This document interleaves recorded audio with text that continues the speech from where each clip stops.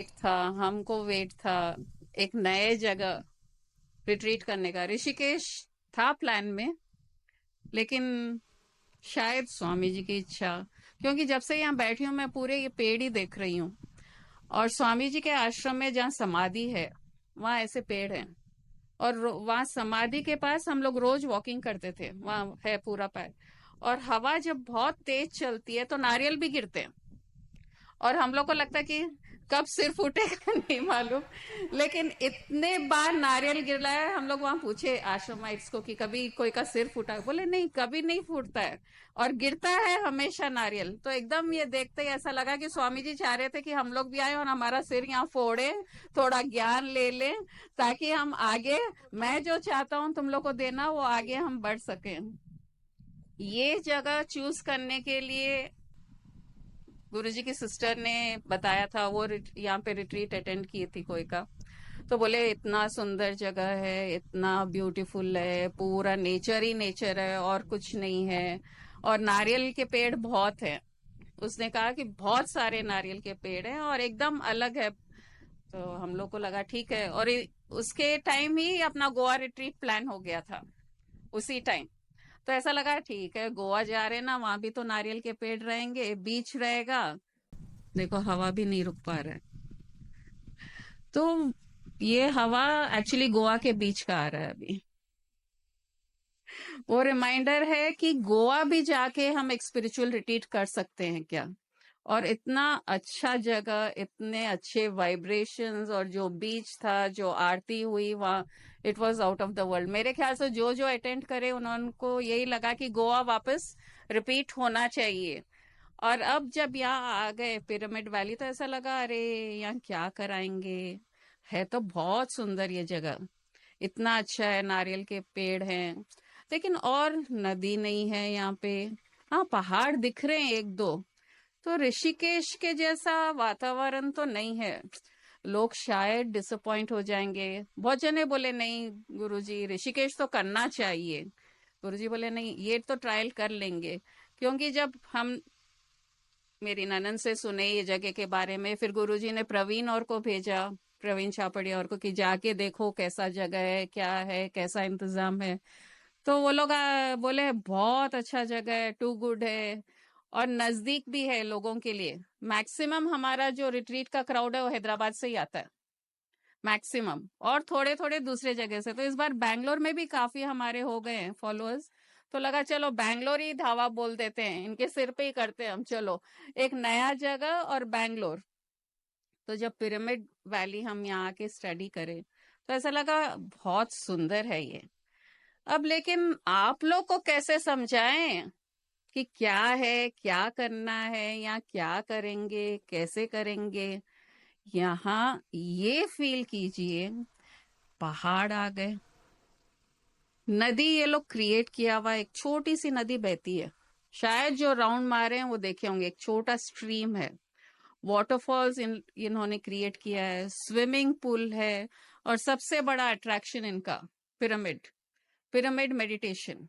ये और कहीं नहीं मिलेगा, ऋषिकेश में भी नहीं मिलेगा अपने को, न गोवा में मिलेगा। और ये पिरामिड मेडिटेशन भी एक बहुत ही अलग टाइप का मेडिटेशन होता है। और इसमें माइंड लॉक होता है। जो ये फाउंडर है पिरामिड मेडिटेशन के, वो हैदराबाद के ही है, पत्री जी, वो हैदराबाद के हैं। हम मिले हुए हैं उनसे कई साल पहले, जब हम हमारी साधना कर रहे थे तब मिले थे, उनके घर गए थे। तो बोले हाँ, ये मेडिटेशन से क्या फायदा, गुरुजी ने पूछा था। तो बोले माइंड स्टिल हो जाता है। जैसे मम्मी इसको क्यों प्रिजर्व किया जाता है पिरामिड में, कि कोई चीज खराब ना हो, वो वैसे का वैसे रह जाए। तो बोले जब पिरामिड में हम बैठेंगे तो माइंड के थॉट्स जो है वो नहीं आएंगे, स्टिल हो जाएंगे। और उन्होंने एक दो चीज और कही जो याद है अब तक, कि कोई भी जैसे दही बाहर रखते हैं ना तो खट्टा हो जाता है एक दो दिन में, लेकिन अगर पिरामिड के अंदर, कोई भी पिरामिड शेप के अंदर रखेंगे तो दही जल्दी से खट्टा नहीं होगा। फिर जो ब्लेड्स हैं वो बाहर रखते हैं तो जंग आ जाता है, तो पिरामिड के नीचे रखेंगे तो जंग नहीं आएगा। तो ऐसे एक दो बातें उस टाइम की याद है। तो उनसे एक हम ऐसे कैप लेके आए थे, मंकी कैप टाइप पिरामिड का, और गुरुजी पहन के बैठते भी थे उसको, दो तीन दिन पहने थे। तो बोले ऐसा लग रहा है कि माइंड लॉक हो गया, माइंड सुन हो गया। तो उस टाइम अच्छा रिवील हुआ गुरुजी को, ये तो हमें ना अपने बच्चों को पहनाना चाहिए। उस टाइम हमारे बच्चे छोटे थे और वही ननंद का लड़का बहुत बदमाश था, तो उसको पहनाएंगे तो शांत बैठा रहेगा। तो उस टाइम वो थॉट था, लेकिन आज लग रहा है ये बच्चों को पहनाना पड़ेगा वो पिरामिड का कैप, क्योंकि ये जो जगह हम आप लोग को लाए हैं ये एक्सपीरियंशियल जगह है। पहाड़ भी है, नदी भी है, और सबसे बड़ा स्वामी जी का जो कॉन्सेप्ट था, गुरु जी को जो कहे थे, Jane, you don't have to go to the caves. I will give you enlightenment in an AC room.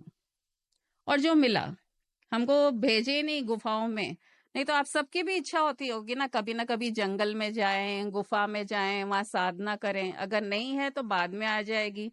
तो गुरुजी सोच रहे थे, अरे कहाँ मैं इन भक्तों को भेजूंगा जंगल में, तकलीफ पाएंगे, खाने को नहीं मिलेगा, जानवरों से डर जाएंगे, सांप दिखा, मच्छर दिखा, कुछ भी दिखा तो डरेंगे। तो चलो एक ऐसा जगह ले जाऊं जहाँ सब कुछ है और लग्जरी भी है। तो ये जो अपना पिरामिड वैली रिट्रीट जो होगा, जंगल ही है, created little, nature at its best और लग्जरी एट इट्स हाईएस्ट। सबके रूम्स मेरे ख्याल से सबको अच्छा लगा होगा रूम, और जो है तो स्वामी जी को मालूम था ये जेन इज अ पेन का प्रॉब्लम क्या है। ये खुद दूसरों को भी तकलीफ नहीं देना चाहेगा, जैसे मैं जेन को तकलीफ नहीं देना चाहता हूँ कि एसी रूम में ही मुझे एनलाइटनमेंट देना है, वैसे ये भी अपने शिष्यों को जंगल नहीं भेजना चाहेगा, गुफा में नहीं भेजेगा, बोलेगा नहीं तुम लोग आराम रहो, खाओ पियो, जैसे मैं खिलाता पिलाता हूँ, और एंजॉय करते हुए, लाइफ को एंजॉय करते हुए उस स्टेट को पालो। तो ये आज स्वामी जी का जो संकल्प है, नेक्स्ट पास ऑन हो रहा है गुरुजी के थ्रू। हर फैसिलिटी है यहाँ, आप लोग को कुछ करने की जरूरत नहीं है। खाना पीना, सोना, गर्मी ठंड, सबका इंतजाम किया है। लेकिन अब ये रिट्रीट एक्सपीरियंशियल होना चाहिए आप लोग के लिए। यहाँ हिमालयस क्रिएट करे गए आपके लिए, पहाड़ भी आ गए, नदी भी आ गए। माइंड को यही कहना कि हम हिमालयस में बैठे हैं, केव्स, इंडिविजुअल केव्स है। अपना रिसोर्ट का नाम क्या है? Soul nest. सोल का नेस्ट है, उसका ठहरने का जगह है। तो हम उस सोल को रियलाइज करना है अपने नेस्ट में। हर को इंडिविजुअल रूम दिया गया है उस एनलाइटनमेंट के लिए, with all luxuries, minimum to minimum और मैक्सिमम टू मैक्सिमम। जिसको जो चाहिए वो मिल रहा है यहाँ। तो यार मैं चाहती हूँ आप लोग सब ज्यादा एक्सपीरियंशियल मेडिटेशन कीजिए। पिरामिड में जाइए, दिन में 1 बार 2 बार, और यहाँ इतना वास्ट है और कोई नहीं दिखता अपने सिवा। अलग अलग जगह बैठ जाइए, वाटरफॉल के पास बैठ जाइए, स्विमिंग पूल के पास बैठ जाइए, बोटिंग का एक लेक है वहां बैठ जाइए, ऊपर एक है सनसेट पॉइंट वहां बैठ जाइए, सोली बैठ जाइए, अकेले बैठ जाइए और अपने सोल से कनेक्शन ढूंढिए। पेड़ के ऊपर भी बैठ। पेड़ के ऊपर, और नारियल गिराते रहेंगे ना सिर पे। तो ये एक एक्सपीरियंशियल जगह है और ये मौका शायद हमें नहीं मिलेगा। 3 दिन का जो है ये एक्सपीरियंशियल करना है। सब आपको और कोई चीज पे ध्यान नहीं देना है, खाना पीना सब अच्छा है। आप लोग एंजॉय करे होंगे मेरे ख्याल से लंच, कोई प्रॉब्लम हुआ कोई को? तो everything is taken care of. थोड़ा दिमाग, थोड़ा परसेप्शन चेंज कर लो कि यही जंगल है, यही गुफाएं हैं हमारी, विद ऑल लग्जरीज। और हमको हर जगह गुफा में बैठ के हम क्या करते हैं? मेडिटेशन ही करते हैं। मेडिटेट करके उससे एक हो रहे हैं। और माइंड को फूल करने में क्या प्रॉब्लम है? कोई प्रॉब्लम नहीं, हम करते नहीं है माइंड को फूल। ऐसा थॉट आया, देखिए केदारनाथ जी कई जने गए हुए होंगे, कितना ट्रैकिंग है, 14 किलोमीटर, थक हार के हम जब दर्शन करने जाते हैं वहां मंदिर में, वहां शिवलिंग है क्या? हम लोग का हैदराबाद में बहुत है रॉक्स, वो एक रॉक है। तो जब रॉक को ही शिवलिंग माना गया और एक तीर्थ माना गया, तो हम पिरामिड वैली को ऋषिकेश, गंगा का स्थान क्यों ना मान के इसको एंजॉय कर लें और वे ठंड भी नहीं लगेगी। यहाँ आप सबको ठंड की बहुत डर लगती है, इसलिए इस बार गुरुजी गोवा भी लेके गए तो गर्मी की जगह, यहाँ भी लेके आए तो गर्मी की जगह। अरे वो ठंड के पीछे भी उनका माइंड उधर जाएगा। इसलिए ये एक्सपीरियंशियल जगह है, जंगल है, वाटरफॉल है, पहाड़ है, ऋषिकेश है, लेकिन लोग नहीं हैं, हम ही हम हैं।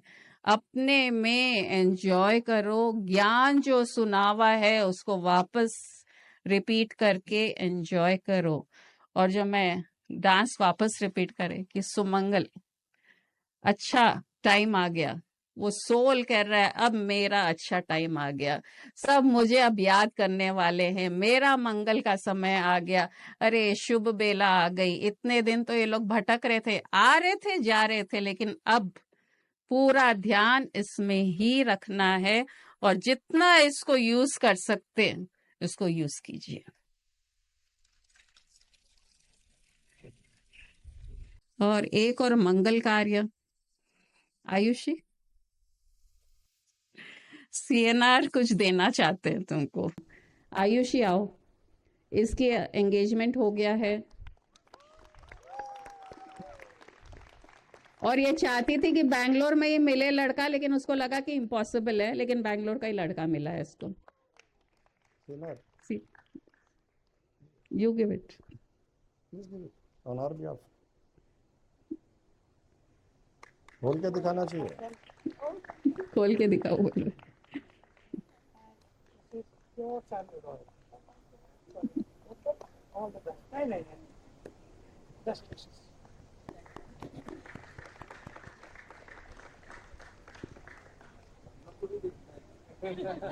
दिखाना है बोल रहे हैं सब, दिखा दे। नहीं सीक्रेट। सैंडलवुड ऑयल दिखा दिए ना। यहाँ उपस्थित सारे दिव्य आत्माओं का बहुत बहुत स्वागत है।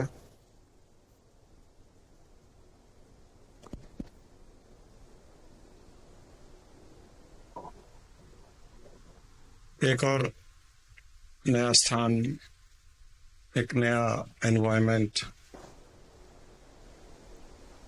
एक नया वातावरण,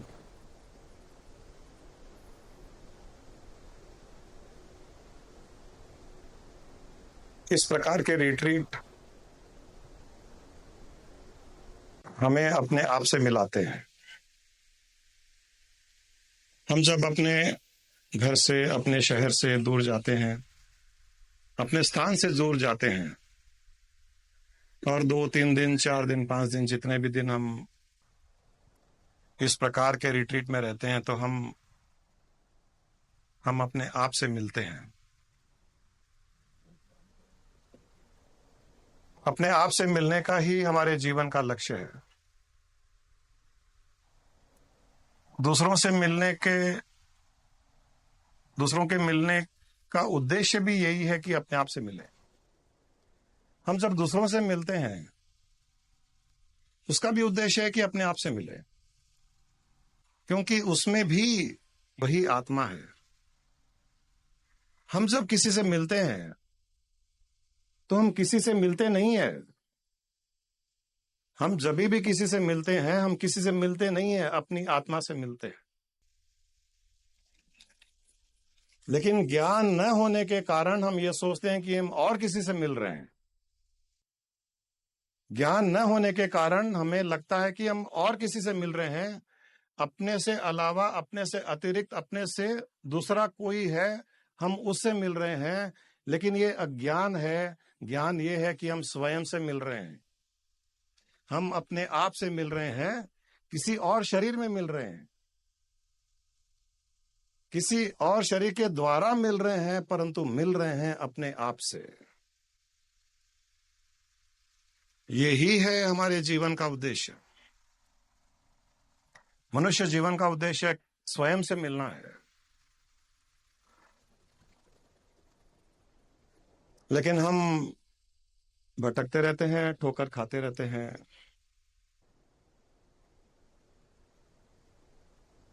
और उस भटकने में, ठोकर खाने में अपने जीवन के उद्देश्य को भूल जाते हैं।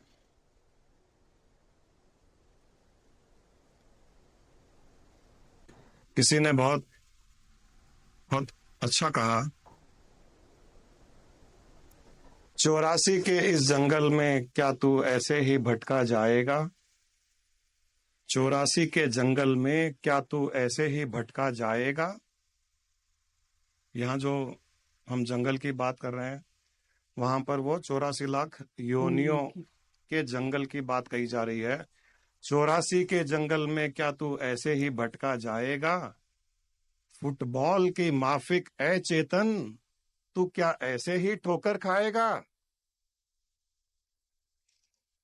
फुटबॉल की माफिक ए चेतन, क्या तू ऐसे ही ठोकर खाएगा? है देव, है देव जो ठोकर नहीं खाता, है देव जो ठोकर नहीं खाता, बंदा खा करके संभल जाता। बंदों में वह क्या बंदा जो ठोकर ही खाए जाता? यहां ये कहा गया है कि जो देवता होता है वो ठोकर नहीं खाता है। देवता का अर्थ है एनलाइटेंड स्टेट, जो अपने आत्मा का साक्षात्कार कर लिया, जो एनलाइटेंड हो गया, वो देव हो गया, उसे यहां देव कहा गया है। वो ठोकर नहीं खाता। देव ठोकर नहीं खाता, बंदा खा करके संभल जाता। बंदा खा करके संभल जाता का अर्थ है कि जो समझदार मनुष्य है, जो थोड़ा इवॉल्व है, वो एक बार ठोकर खाता है, लेकिन ठोकर खाने के बाद में संभल जाता है। और बंदे में वो क्या बंदा जो ठोकर ही खाए जाता?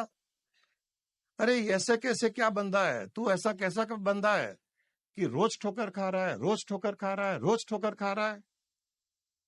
तू बंदा में बंदा नहीं है, तू फुटबॉल है, तू फुटबॉल है।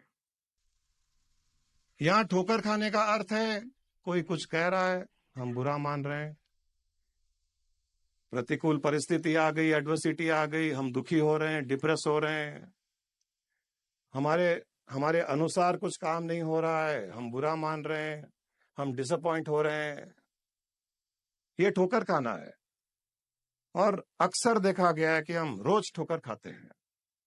अगर हमसे बाहर की सिचुएशन हमारे अंदर की फीलिंग को झंझोड़ सकती है, उसका अर्थ है कि हम ठोकर खा रहे हैं।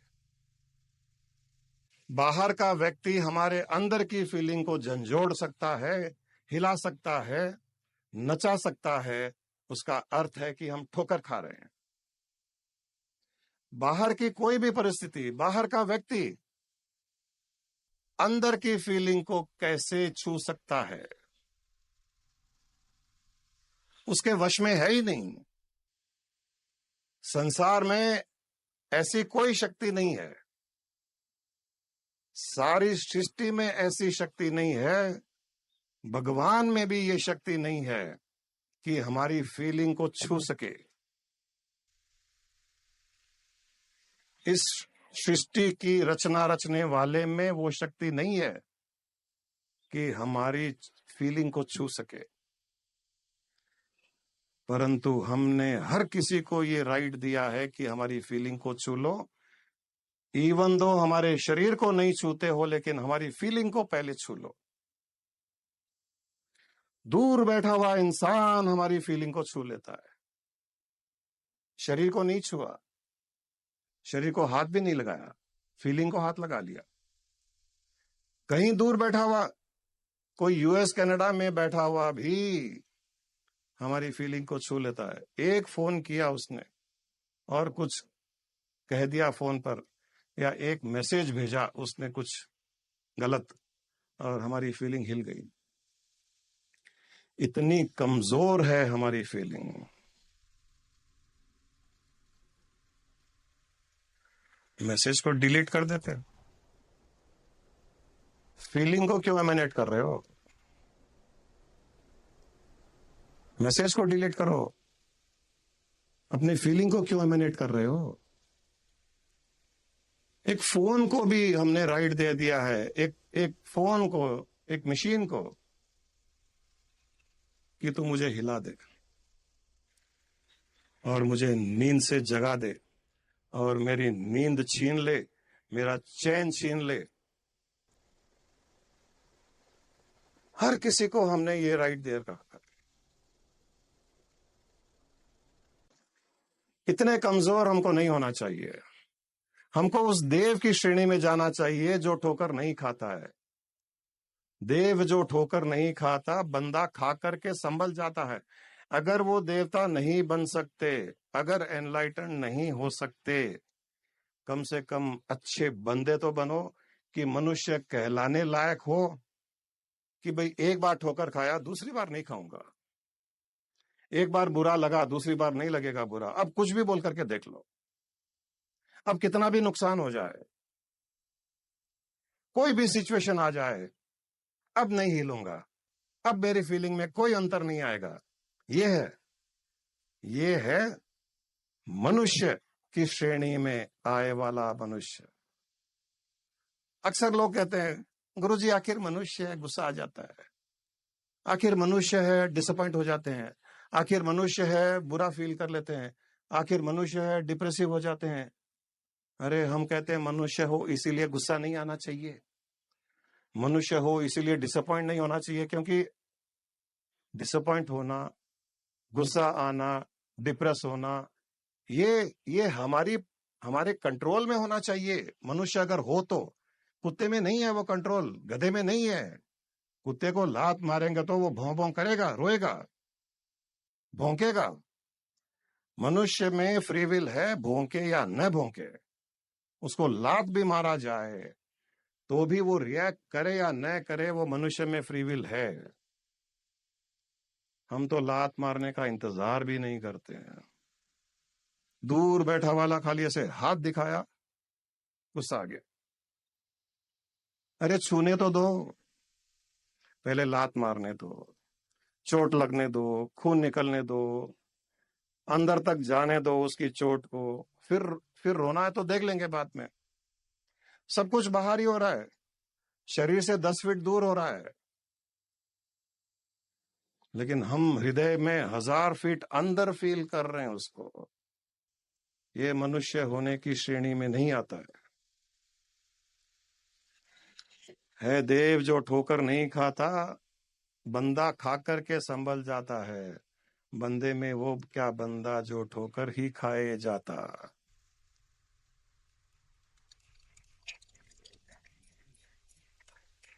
है संभलने का मौका, है संभलने का मौका,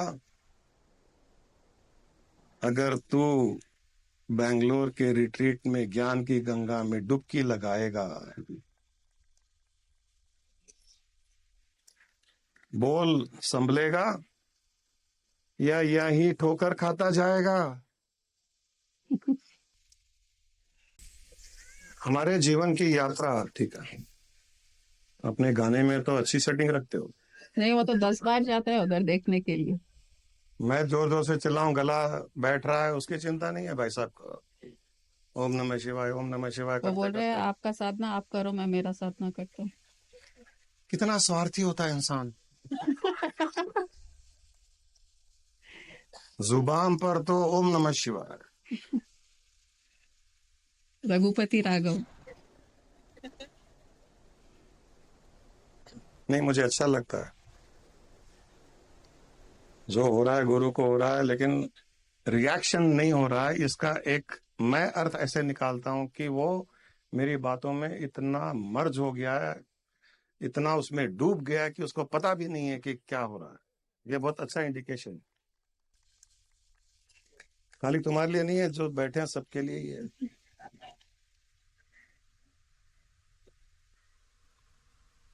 हमारे जीवन की रिएक्शन वहां से ही आ गया। स्वामी जी जाग गए। आज हम जब दोपहर में आ रहे थे तो ऐसे ही बात हो रही थी, प्रवीण को हम कह रहे थे यार गर्मी बहुत है। बोले हाँ गुरु जी, ये बैंगलोर से थोड़ा दूर है ना, तो यहाँ बैंगलोर का मौसम नहीं रहता है। हमने कहा ठीक है, मन में सोचा कि बैंगलोर से बेटर मौसम करके दिखा देंगे। हमारे प्रवीण को थोड़ा बैंगलोर का घमंड भी है, हम पिरामिड वैली में वो बैंगलोर का मौसम करा देंगे। ये बोलता है कनकपुरा थोड़ा अलग है गुरु, बैंगलोर से अलग है। अरे कनकपुरा बैंगलोर से बेटर है। मनुष्य की यात्रा स्वयं से लेकर के स्वयं तक, हमारे जीवन की यात्रा, मनुष्य जीवन की यात्रा स्वयं से लेकर के स्वयं तक होती है। अज्ञानता में स्वयं का अर्थ है मैं। मनुष्य जीवन की यात्रा मैं से लेकर के मैं तक ही होती है। अज्ञानता में मैं ये हूं और ज्ञान में मैं ब्रह्म हूं। मैं से मैं की यात्रा। अज्ञानता में मैं रमेश हूं, मैं कुसुम का पति हूं, मैं मेरे पिताजी का बेटा हूं, मैं मेरे बच्चों का पिता हूं, मैं एक बिजनेसमैन हूं, मैं हैदराबादी हूं, मैं इंडियन हूं, मैं जैन हूं, मैं हिंदू हूं, मैं अग्रवाल हूं, मैं महेश्वरी हूं, मैं तेलुगु हूं, मैं पंजाबी हूं। किसी को भी पूछिए कौन हो, मैं अजय नेमानी हूं। रिकी क्या करते हो? मैं गाना गाता हूं। सबसे पहले हम अपने आप को इस मैं से आइडेंटिफाई करते हैं। इसका अर्थ है कि हम अब तक, अभी तक अज्ञानता में इस शरीर को ही मैं मान करके चल रहे हैं। मैं ये हूं, मैं ये हूं। और इस मैं करते करते करते करते इस इंडिविजुअल एग्जिस्टेंस का इतना सॉलिडिफाइड हो गया है कि हम इससे अलावा सोच ही नहीं सकते हैं। हम स्वयं के बारे में सोचते हैं, और जब स्वयं बहुत बढ़ जाता है, मैं बढ़ जाता है, तब वो अज्ञानता में और अधिक डूबता जाता है।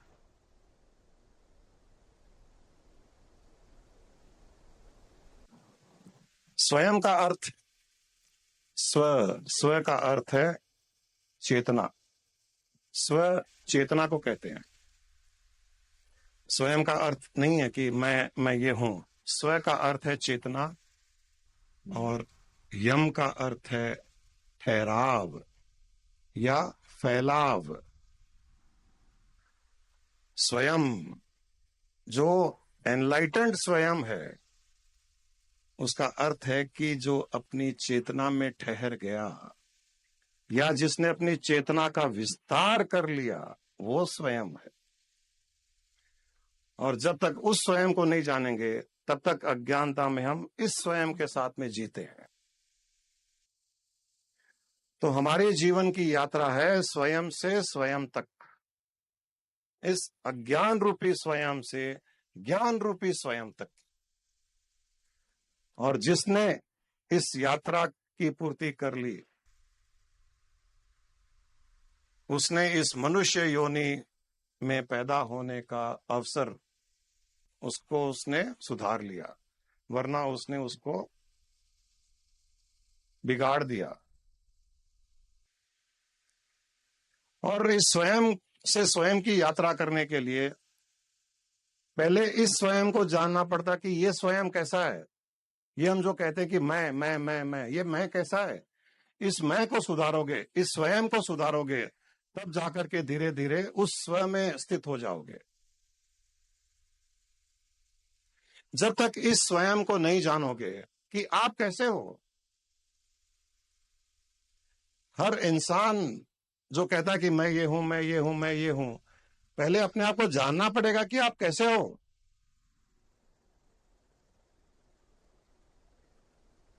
अगर आपको छोटी छोटी बातों पर गुस्सा आता है,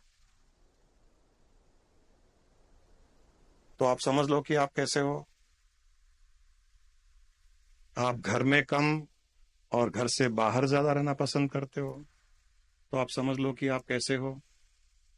आप घर में आते हो और घर वाले बाथरूम में, किचन में, बेडरूम में भाग जाते हैं, तो समझ लीजिए आप कैसे हो। आप स्माइल कम करते हो, इरिटेट ज्यादा होते हो, तो समझ लीजिए आप कैसे हो स्वयं। जब तक इस इंडिविजुअल स्वयं को नहीं सुधारोगे, उस अल्टीमेट स्व तक नहीं पहुंच पाओगे।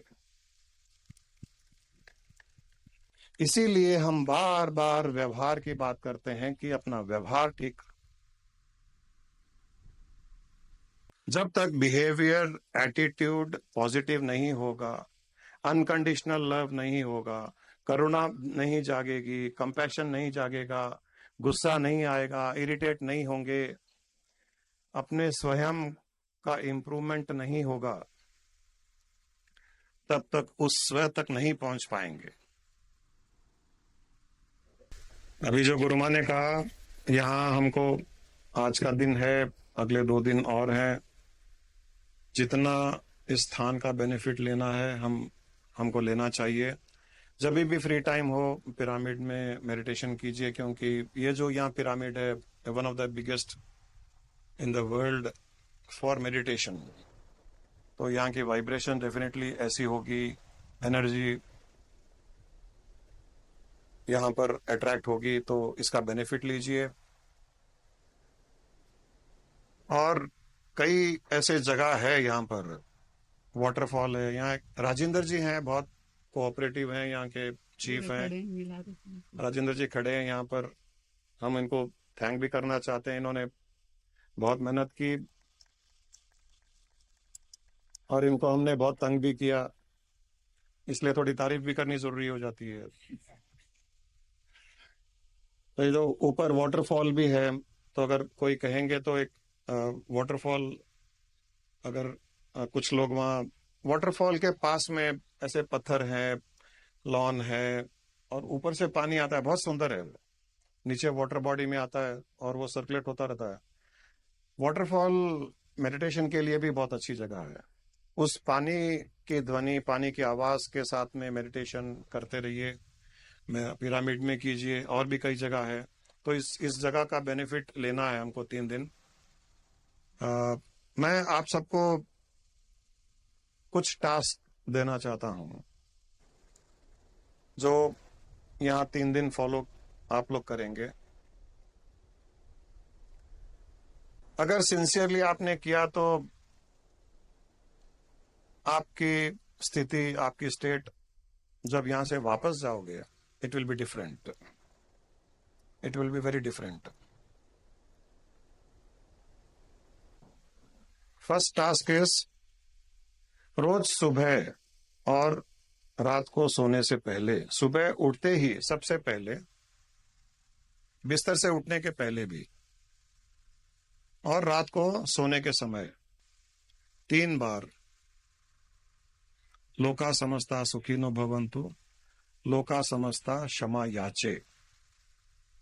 सारी सृष्टि में हम सुख की भावना कर रहे हैं, ये भावना से करना है, ये मैकेनिकल रिपीटेशन नहीं है, भावना से करनी है। आप लेटे लेटे कीजिए। सुबह आंख खुलते ही सबसे पहले काम यही करना है। अगर आपका पार्टनर आपके साथ देता है तो मुंह से आवाज निकाल करके भी चैंट कर सकते हैं, और पार्टनर साथ नहीं दे रहा है तो मन में कीजिए, परंतु दोनों स्थिति में भावना से करना है। लोका समस्ता सुखिनो भवन्तु, लोका समस्ता क्षमा याचे, लोका समस्ता सुखिनो भवन्तु, लोका समस्ता क्षमा याचे, लोका समस्ता सुखिनो भवन्तु, लोका समस्ता क्षमा याचे। ऐसे 3 बार सुबह आंख खुलते ही सबसे पहले, और सोने के समय 3 बार लोका समस्ता सुखिनो भवन्तु कहेंगे। उस समय सारी सृष्टि को, think of the whole universe, और एक भावना उत्पन्न कीजिए कि सृष्टि में जितने भी जीव है, सारे के सारे इस पल उस पल सुख का अनुभव कर रहे हैं, सुख का अनुभव कर रहे हैं।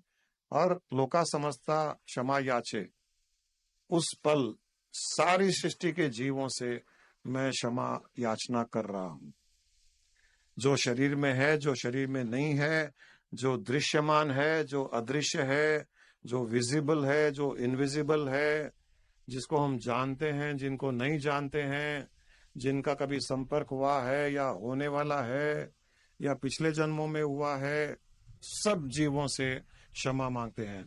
ये 2 प्रेयर्स सुबह आंख खोलते ही सबसे पहले और रात को सोने से पहले ये 3 बार चैंट करना है, या तो मेंटली या आवाज करते हुए, जैसे भी आपको लगे, परंतु भावना से। दूसरा टास्क है, जब आप शॉवर लें, स्नान करने जाएं, तो जैसे ही आपके सिर पर पानी गिरे, आंख बंद कर करके सबसे पहले ये फील कीजिए कि आपके माइंड में जो भी नेगेटिविटी है वो पानी के साथ में फ्लो होकर के गटर में जा रही है।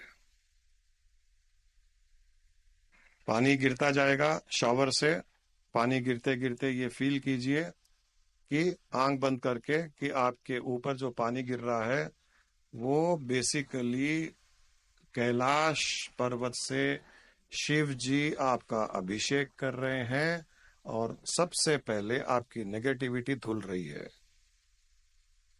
माइंड नेगेटिविटी से क्लेंस हो गया है। इसके बाद फील कीजिए कि आपके मेंटल कंडीशंस भी धुल रहे हैं। तीसरा, आपके इम्प्रेशंस, पुराने इम्प्रेशंस पूरे धुल रहे हैं।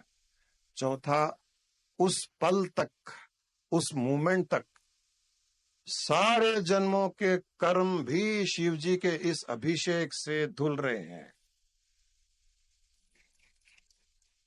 और आप एकदम ब्लैंक, कर्मों से ब्लैंक, कर्मों से टोटली ब्लैंक हो गए हैं। हमारा पुनर्जन्म तभी होता है जब कर्मों का बीज रह जाता है। अगर कर्मों के इंप्रेशंस खत्म हो गए, समाप्त हो गए, कर्मों का बीज ही नहीं रहा, तो पुनर्जन्म नहीं हो सकता, क्योंकि पुनर्जन्म के लिए कर्मों का बीज होना जरूरी है। तो ये इमेजिन कीजिए कि ये कर्म भी हमारे धुल करके साफ हो रहे हैं और इसके बाद में आप अपने आप को purest form of consciousness feel कीजिए। You are the consciousness, not this body. ये शॉवर लेने के समय आपको करना है। सुबह उठते ही 3 प्रेयर, रात को सोने के समय वो 3 प्रेयर, शॉवर लेने के समय ये भावना, नेगेटिविटी धुल रही है, इंप्रेशंस धुल रहे हैं, you are taking bath of getting rid of conditions, taking bath to get rid of impressions, and this is Abhisheka from the Shiva, who's cleansing all your karmas till that moment. You are the purest form and you are born in this universe at that moment in the purest form of consciousness. ये feel करना है उस समय। मैं कहता हूं, अगर आपने सही में भावना से ये फील किया, इट विल बी सो। प्राप्त करने के लिए कोई कठिन साधना नहीं करनी है। इस भावना को करने पर ही आप उस समय प्योरेस्ट फॉर्म ऑफ चेतना हो जाओगे। और ये 3 दिन तो यहाँ इसलिए करना है कि हम सब साथ में है, शेयर करना है, और इसको जाने के बाद भी ये जीवन में उतारना है। और तीसरा टास्क है, जब भी आप खाने के लिए बैठे, पहला बाइट, सबसे पहला बाइट जब मुंह में लें, तो आंख बंद करके मुंह में लेने के बाद में उस खाने के बाइट को ये फील कीजिए कि सृष्टि में इस पल जितने भी लोग भूखे हैं, उन सब की भूख शांत हो रही है। You are satiating the hunger of all the souls of the universe at that moment. इस फील के साथ में खाना खाइए। उस पहले बाइट को सृष्टि के सारे जीवों की इस हंगर को सैशिएट करना है। वो एक बाइट और आपकी एक भावना, it is enough to satiate the hunger of millions of people. I can challenge. ये बहुत बड़ा पुण्य कर्म होगा हमारा। हम केवल हम नहीं खाएंगे, हम करोड़ों जीवों के साथ में खाएंगे। और केवल मनुष्य नहीं, सृष्टि में जितने जीव है, किसी भी योनि में हो, सबकी हंगर सैशिएट हो रही है, सबकी भूख शांत हो रही है। ये खाना खाने के समय पहला बाइट इस भावना के साथ में करनी है। ये 3 टास्क हम यहाँ पर इस रिट्रीट में फॉलो करेंगे।